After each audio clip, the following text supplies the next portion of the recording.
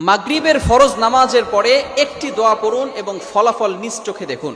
কোনো ব্যক্তি যদি মাগরিবের ফরজ নামাজের পরে এই ছোট্ট দোয়াটা পড়তে পারে, আল্লাহ পাক রব্বুল আলামিন ওই বান্দাকে বিপদ আপদ থেকে হেফাজত করবেন। শুধু তাই নয়, আল্লাহ পাক রব্বুল আলামিন তার উপরে 10টি নেকি আল্লাহ পাক রব্বুল আলামিন তার আমলনামায় দিয়ে দিবেন। আল্লাহ পাক রব্বুল আলামিন তার 10টি গুনাহ মাফ করে দিবেন।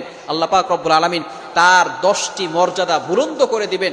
আল্লাহ পাক রব্বুল আলামিন তাকে প্রটেক্ট ফ্রম অল অ্যাক্সিডেন্ট, সকল বিপদ আপদ থেকে, বালা মুসিবত থেকে হেফাজত করবেন।